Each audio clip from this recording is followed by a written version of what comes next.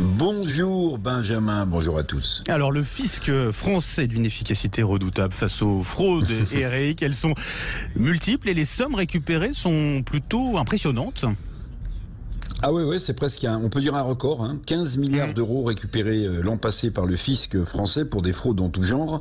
15 milliards d'euros, Benjamin, pour vous donner un ordre d'idée, c'est 1,2 milliard de plus de récupérés qu'en 2021, mais c'est surtout 15 milliards, 2 fois le budget du ministère de la Justice, donc c'est considérable. Des fraudes fiscales, il y en a en tout genre, je vous le disais, la TVA, l'assurance maladie, à la contrebande de cigarettes, record de saisie de tabac en France, 640 tonnes en 2022.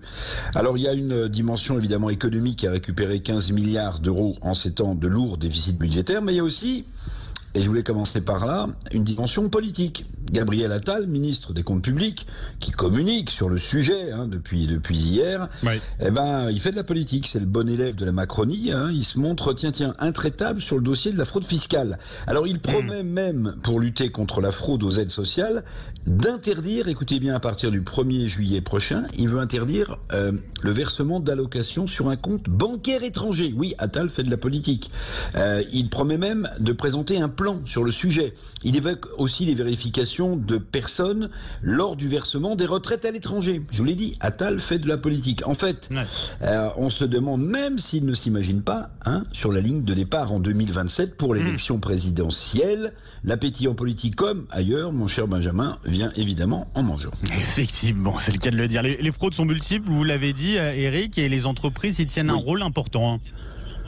Oui, revenons à l'aspect économique, bien sûr, Benjamin. Les entreprises sont redressées par le fisc pour des tas de fraudes. Alors, sur les 15 milliards récupérés historiques, je vous le disais, l'an passé, 9 milliards, concernent du recouvrement sur les entreprises. C'est évidemment considérable. Mais je regardais il y a quelques années, un syndicat du ministère des Finances, à Bercy donc, estimait la fraude fiscale dans notre pays, écoutez bien, à 80, voire 100 milliards d'euros. Donc, récupérer 15 milliards, c'est une bonne chose, mais on est encore loin du compte, évidemment. Et puis, bien évidemment, l'intarissable fraude à la TVA, Eric. Ah oui, dans le dossier, la fraude à la TVA qui rapporte plus de 2 milliards l'an passé aux caisses de l'État. Bon, ce chiffre est quand même très en deçà des estimations de l'INSEE. L'INSEE calcule qu'en France, la fraude à la TVA, ce serait 20 à 26 milliards d'euros. Alors, le fisc a encore du pain, évidemment, sur la planche, comme sur le travail au noir. Travail au noir, ça a permis de récupérer 790 millions d'euros l'an passé. Les fausses déclarations à l'assurance maladie, 316 millions récupérés. Les fraudes aux allocations familiales, aux aides au logement, au RSA, qui ont rapporté 359 millions.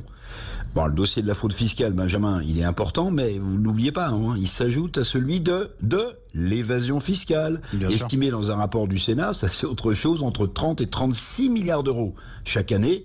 Évasion fiscale, évidemment, ça concerne les paradis fiscaux, mais les États, évidemment, ont besoin de cet argent, et la France encore plus en ce moment, les États qui doivent resserrer encore les mailles de tous les filets fiscaux. Bonne journée à tous. Tous les filets, tout compte fait. Merci beaucoup, Eric Revel, et bonne journée à vous. 7h26.